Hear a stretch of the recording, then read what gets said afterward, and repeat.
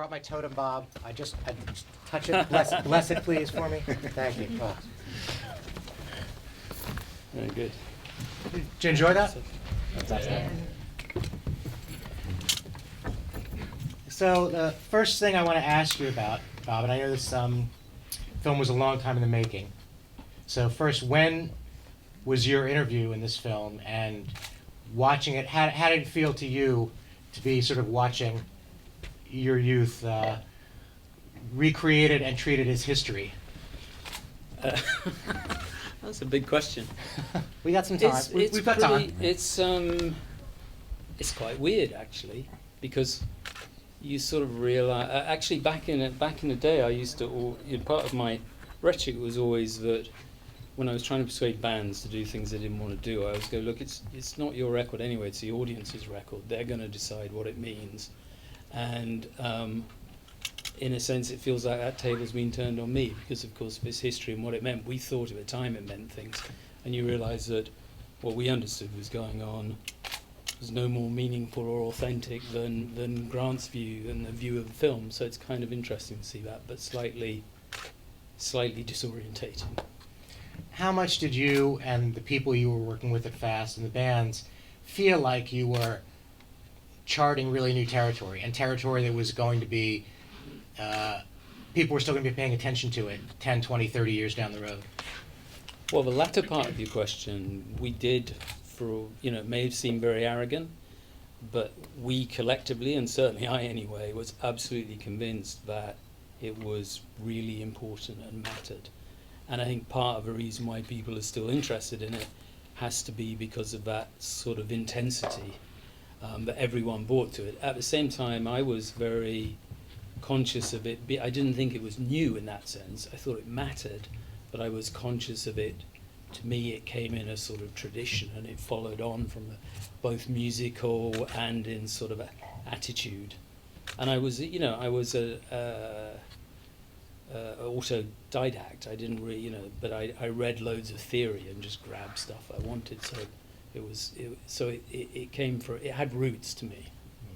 Well, when we spoke earlier this week, we talked about this a little, and so it was really interesting to me because I wanted to share it with the audience. And you get a sense of this in the film somewhat too, is that when Fast started, it was sort of more like a project to stir up cultural trouble in some way, not necessarily a label or a musical project, but you were kind of looking for some way to stir shit up. That's absolutely true. We could have put it a lot simpler.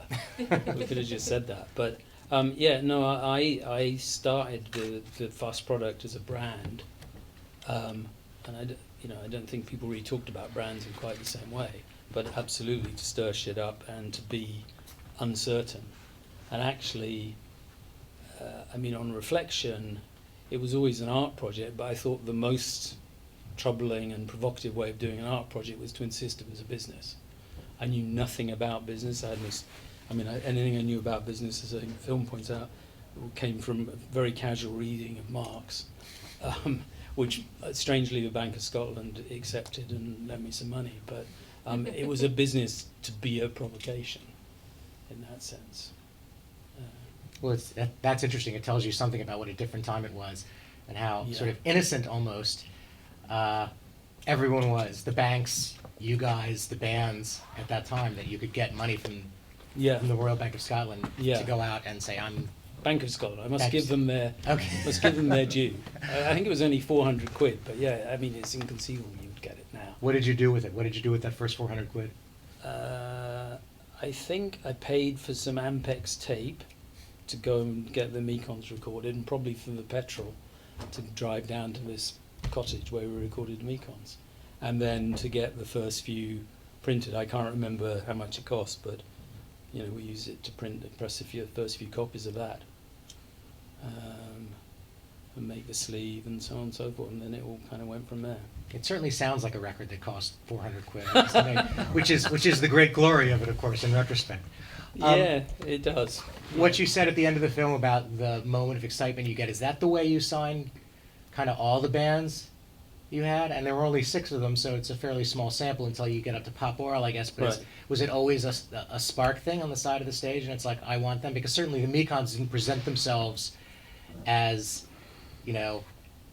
pop star fodder. And No. the story goes that when you approach them and sign them, they say this in their film, that they were like, no, you want the Gang of Four, you don't want us. Yeah, no, that's absolutely true. They were basically they were embarrassed when I threatened to kind of record them.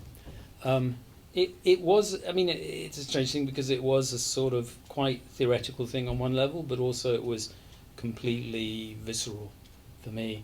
I wasn't a musician, and so even the Mekons, it was all about noise, and it was about the sort of shape of that noise. Even when we were working in the studio, I wouldn't be able to explain myself musically, but I would have to draw diagrams because it's sort of visual, because it was about shape of the noise, and it was a visceral response to that. But it was also about, I think it was about gamesmanship. I was only interested in people who just had that, who wanted to mess with people's expectations. And one of the strangest things for me, sort of understanding the film sport for me, is that some of those people in their lives, in a way, have messed. I mean, Malcolm Ross I've seen occasionally in a late night gas station when he's been driving his cab, and it's not because he can't do anything else. He's kind of chosen to do that. Davey, I bump into every now and then Rab, of course, has gone and become a presser for Aramaic. To me, some of that actually is an extension of that sort of perverse refusenik thing that we were dealing with. Is that, do you think that's why the Scars sort of lasted such a short time and kind of got forgotten for a long time? Because they were contrary and sort of perverse? They were contrarian, and I always encouraged that. But I think in the Scars case, there was an element of just flat out disappointment, because I think people really expected them to make more of an impact than they did, and it's great to see now. I mean, it's one of the, I'm not in the habit of listening to all this stuff, but occasionally I hear snippets of Horror Show, and sonically it still sounds amazing to me. Well, they never improved on their first single. Maybe that was part of the problem. Their album just wasn't as good. Yeah, they were. It was that very difficult thing. They were trying to make a transition to something instead of believing that you could knock the doors down just by doing what you did, which was always difficult for me, because I was, quite notoriously at the time, we were very active in encouraging people to move on, because we wanted them to have bigger resources behind them than we could ever provide. But that always became difficult because the business thought it understood these bands, and of course, in actual fact, it rarely did. Possibly with the exception of Simon Draper of Virgin with the Human League. We have some questions out here. Some hands. Yeah. Well, it was quite funny, wasn't it, a lot of it? And that seems slightly underplayed in the film. There was a lot of wit in it. Yeah, it was playful. That was the key thing. I mean, although it had always serious intent and was quite intense, partly because of the age we all were, it was about being playful and cheekiness, So in that sense, it was, we weren't sitting around having study groups at the time trying to figure out strategy. Well, maybe a Gang of Four were, but they didn't invite me to. It was. I think. Hopefully, I mean, you never like claiming to have been witty with the label, but hopefully there was a wit to it. But you did also get bogged down in extraordinarily serious discussions. I mean, Andy Gill has to this day not forgiven me for putting reverb on his guitar, and then subsequently, actually, there was a Mekons album that was the last thing I did in the studio, and we had a harmonizer, which was a new gadget. They didn't approve. There was an ideological discussion. This was wrong. So I got in two, and we had one on top of the desk turned off and one taped under the desk turned on. So it did get very po-faced. So some of the comedy came from being ridiculous, I think it's fair to say. Many of them are very funny people. Certainly John Langford is one of the funniest people I've ever met. Well, he was a key bit of the whole Mekons dynamic and keeping them grounded, because particularly that whole Leeds lot they came from an environment where there were these expectations to be really serious about everything, And I think it was John who said, no, it's okay to be visceral and have a laugh, which is part of why music is, that kind of pop music. That's crucial. Part of its irreverence and rebelliousness comes from saying, no, we're going to have fun. I always think it's funny that politicians tend to adopt a cultural life when they get elected, and they always adopt very po-faced cultural forms. They never adopt. The only politician I've ever come across who adopted pop music as a cultural form was a Scots politician called Frank McAveety, who subsequently was disgraced for being late for some session and lying about eating a pie or something. But yeah. Well, in what way? What do you mean by po-faced? They only embrace high culture, not pop Because culture? because actually, I think I might get some flack for this, but so-called high culture is often much more simplistic than actually what was going on with these bands. With these kind of street philosophers like David Henderson or Rab and so on. They were really complex in the way they saw the world and what they allowed themselves to be interested in. Yeah. The risk of drawing you back to the serious, you said that you were reading a lot of theory at the time. Yeah. I wonder what your models were that pre-existed that maybe you took as a template for fast. I mean, Warhol really looms large in the film, obviously. Yeah. Over at the factory in Yeah. Manchester and Velvet Underground and all the rest of it. What were your models that I think you remember at the time? Well, as long as you don't ask me to explain them, because most of my models were taken from reading the back covers of theoretical books, probably. So I don't want to be called on it, but actually, Althusser's ideological state apparatuses was straight up a significant factor in me understanding how you could use pop culture to mess with things. But apart from that, the Situationists, to some extent, although I only read them afterwards in a way, but they were, that clearly loomed large. 1968 and what happened in Paris loomed large in one's thinking about what you could do in terms of the society, the spectacle and so on. But some of that is post-rationalization. And the other thing was that I did read a lot of Mao at the time. But the only Mao I ever got to the end of was the military thoughts of Chairman Mao, which taught me a bit about how to organize things. And eventually swim like a fish And eventually among swim masses like a fish. with Well, dare. yeah, etc. Yeah. But not Warhol then, because No. obviously you had the hilarious sequence when the bands mentioned the Velvets. Yeah. No. Some massive influence on them. Yeah. I mean, look, I listened to White Light, White Heat and loved it, but no, Warhol wasn't an influence. I tended to think at the time, if you'd asked me, I thought Warhol was too easy to co-opt. If you'd asked me at the time, probably still think that actually, but I guess I think a lot of the stuff about Warhol is a post-rationalization of the way that he created a kind of scene around his own cultural and creative work that was as much about the scene around it as it was about what he did. So it's an easy way of understanding. Believe you me, 4 Keir Street at Metapel Lauriston was not the same as being in a factory. I mean, despite apparent similarities, there was a big difference. Yeah. Over here first, then. Okay. Yeah. Yeah. Bill talks about the West Coast, East Coast. Yeah. What do you think of that? For Scotland as a whole, as a hopefully soon to be young again nation, it's a huge problem. It's not sometimes these kind of cultural tensions and geographical rivalries are a really dynamic thing, but actually it's, I think, hugely destructive for Scotland. But at the time, I suppose we got a certain kind of energy, although Postcard and so on were the arrivistes on the scene. And it was very, very tribal.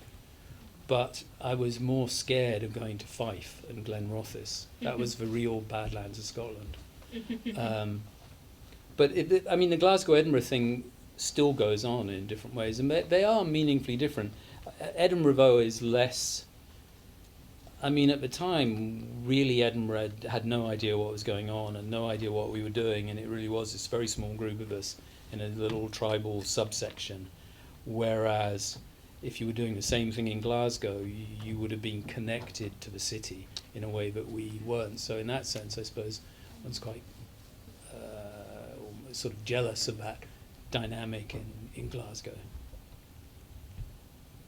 It seems from the film that, and I come at this from a place of knowing Fast much better than Postcard, because the Postcard bands didn't cross over. I was in the States then. Yeah.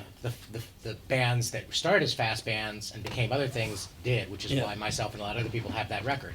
Right. Because of who was on it and getting their first stuff.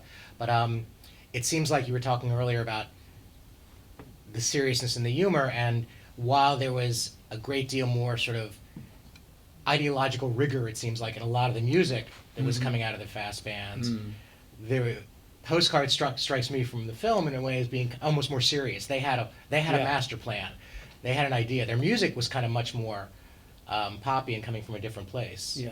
But they had an idea of what they wanted to be that seemed much more settled from the beginning than maybe you guys did. Yeah, I think that's an interesting way of thinking about it. They certainly were more settled, and my goal was always, the minute I thought people knew what we were doing, was to unsettle that in some way.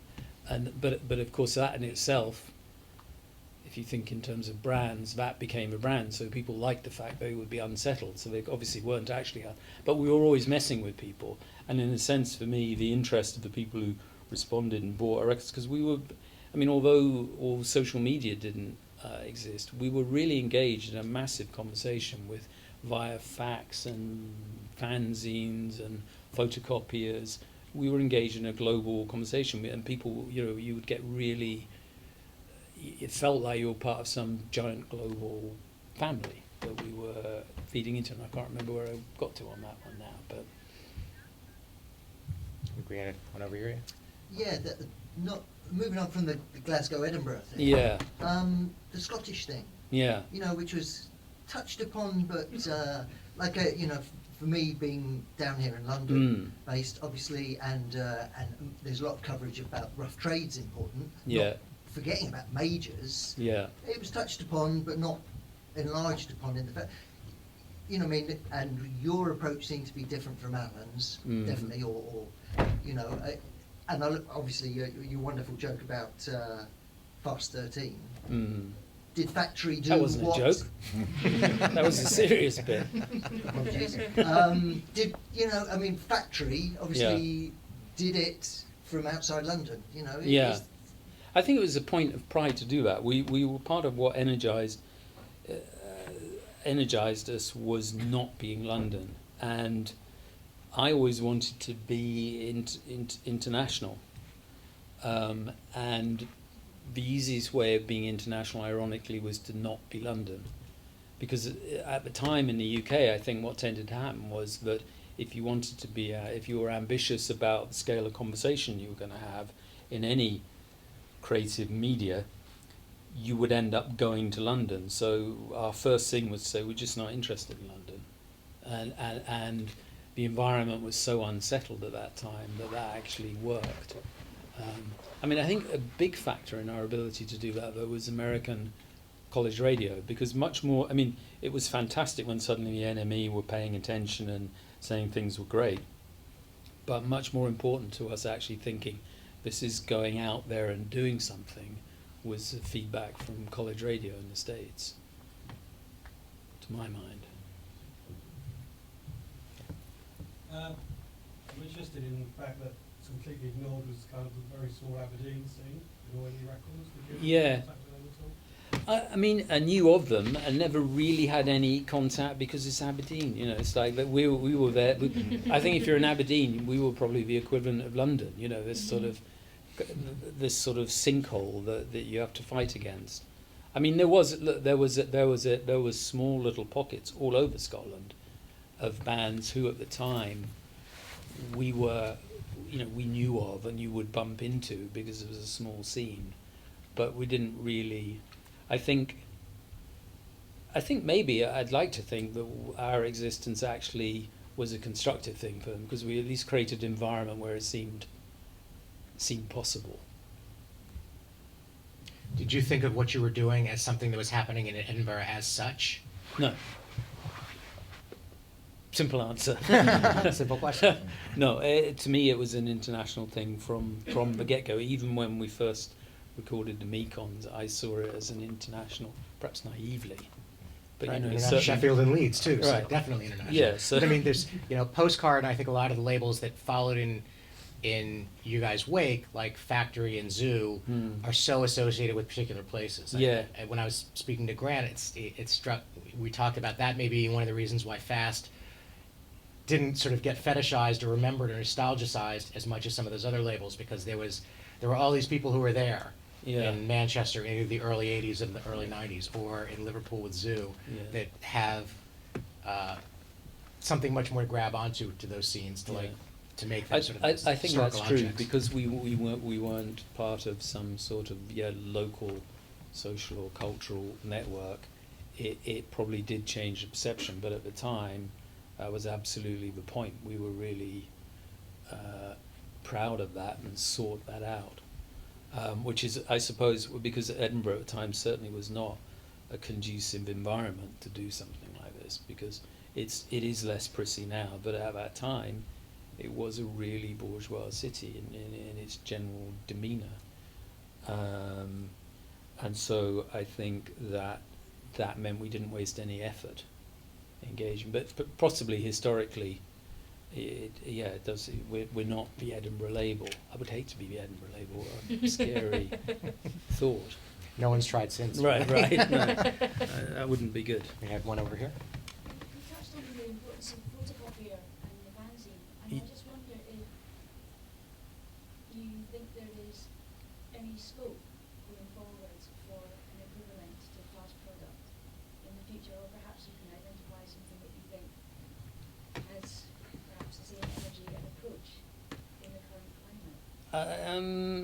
I don't think I could identify it. I mean, I think some of the things that we were, the sort of slipperiness of meaning and pleasure and entertainment is more evident now than it was then, probably.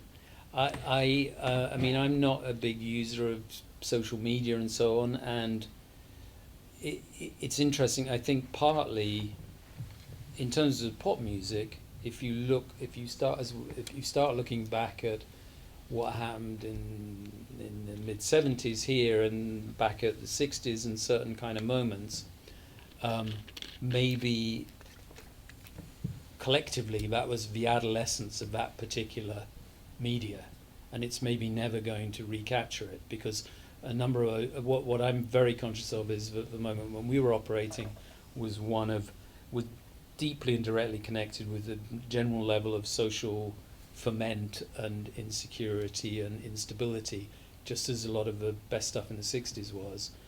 And possibly next time it's going to be some different cultural form altogether that's connected in that way. But yeah, it's difficult to know.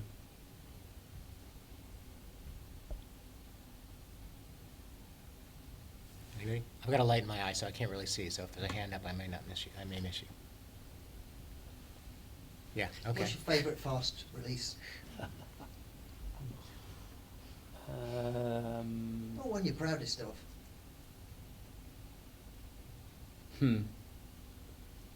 That would change different times. That's a really difficult question. No,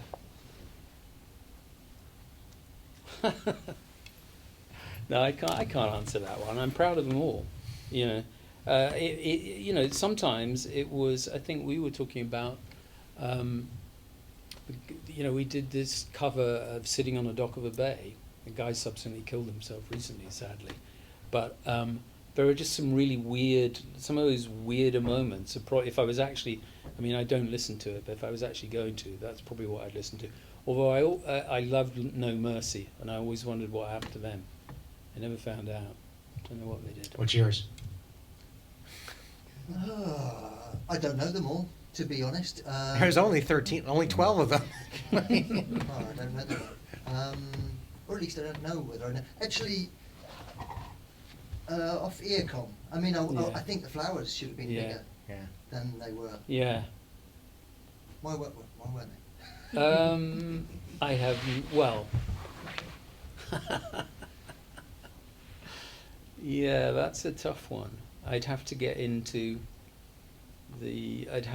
talking about my ex-partner and her attitude to life and what she wanted to achieve. How much time do we have? That's a long one, and I think she'd probably have a different view than I do. But she didn't want the attention enough. Something I learned subsequently was that to really break through, even on a local level, you have to have up there on stage, you have to need your audience.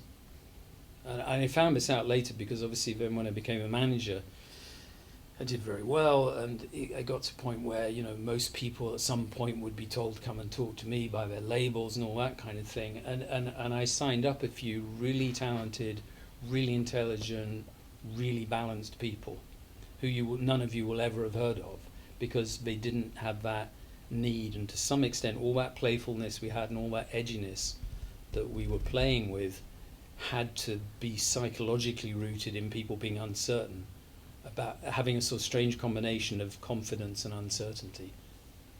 And maybe she had the wrong balance of those, because a lot of people I think subsequently have said that the flowers should really have done more, and certainly it felt, at a certain point it felt like they would. I think after that performance at whatever the festival was, which is in the film. Futurama. Yeah, Futurama, there was that kind of thinking, there was that feeling, then it just didn't. Which brings me to the question of women in the film. Yeah. It seemed to me that there were a few bands which were either all women or had women in them, and they seemed to be somewhat backgrounded, I thought, by the film. And I just wondered, because I don't know so much about the scene in Edinburgh and Glasgow then. Well, how macho it was. Yeah, I mean, where were the women? You know, Scotland at that time did have a very macho culture, and you know, to the extent that, you know, fighting was a part of what we did. I mean, it was macho on that totally straightforward level.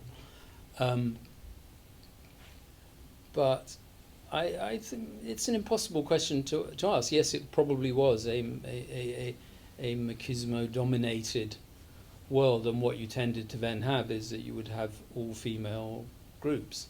I mean, the Flowers are interesting in that they weren't that, and they had that kind of balance.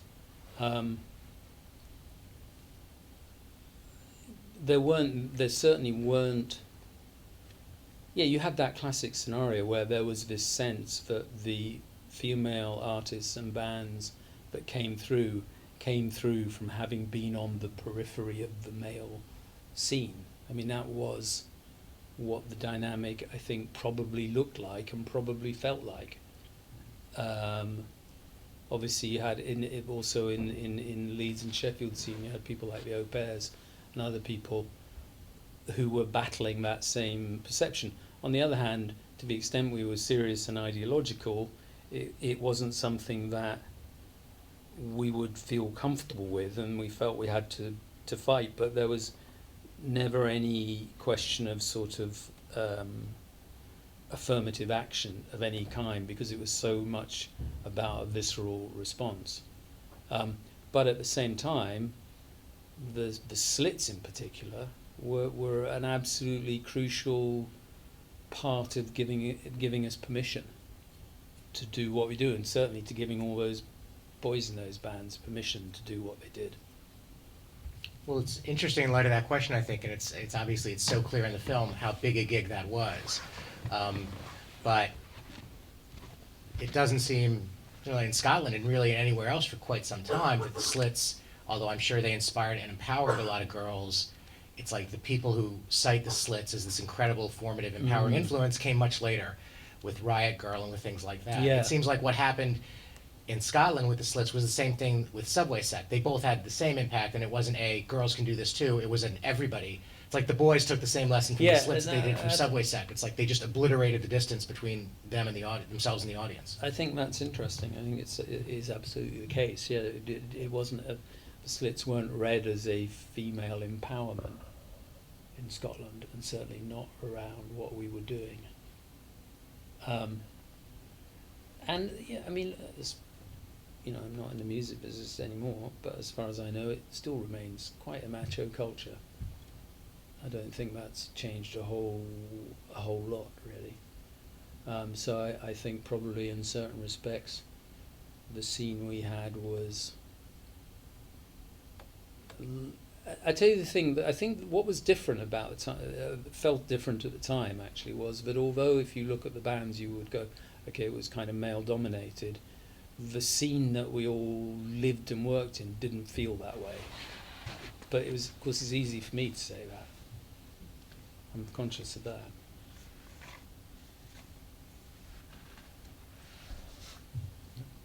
Did you contrive the Human League split? Yes, much to their, took a lot of pushing and shoving, and they didn't like it. I had to sort of buy off both sides with deals to make them do it. I mean, they would have split, to be honest, they would have split anyway. I just figured that if we seized the initiative, I had an idea that we could unlock something of both sides. They would have split because Phil and Martin just wanted such different things.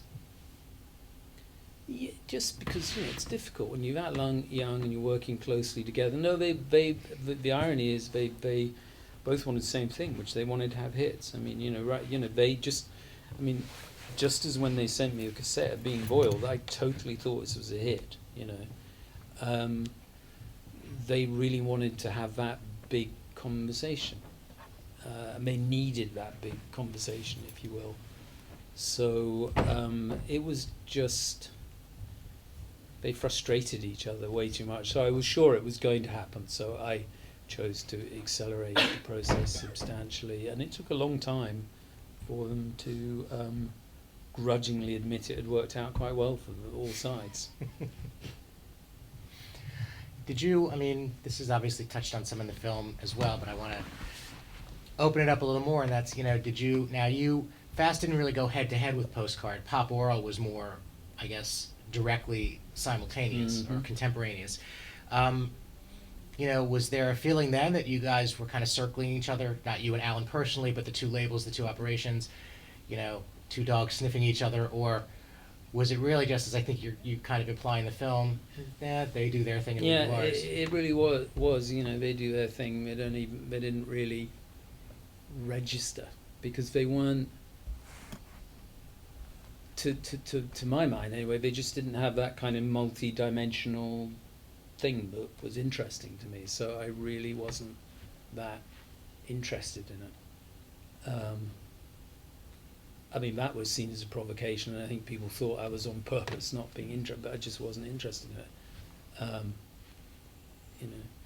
Who then were you interested in or jealous of, if that's a relevant way of looking at anything you were doing back then? I guess since you had the Human League at Heaven 17, there wasn't much to be jealous of in terms of the commercial sense. Yeah, I know this sounds appallingly arrogant, but it was such an incredible ride, and it just all played out extraordinarily well, and I wasn't jealous. One of the things that you asked me the other day about other labels and so on, which I was very conscious of, but as I said to you, when I went out to the States and there was Warner Brothers and so on, I had no idea who these people were because the thing was such a fast ride. You just didn't have time to be jealous of anyone else because it all seemed to be opening up and going where one kind of hoped it was going.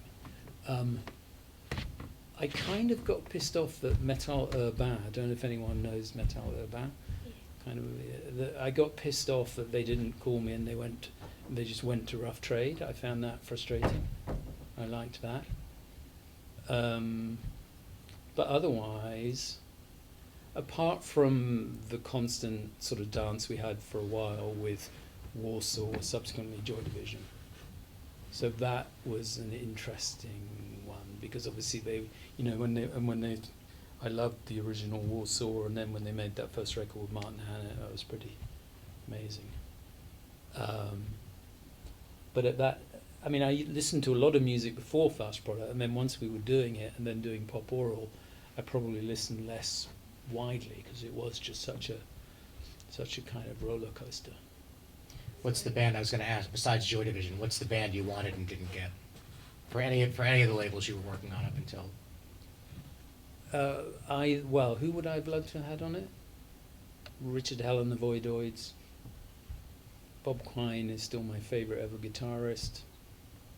And at the time, James White and the Blacks and Richard Hell and the Voidoids. Those were missing. Sorry, there's pressure for us to get out. I think Right. Beth is coming in. Oh, okay, all right. So, Do we have time for one more from the audience, or we? no, we're really We don't, on time. okay. Sorry, Well, apologies. thank you all for coming. Thanks, Bob Last, for being here. Thank you.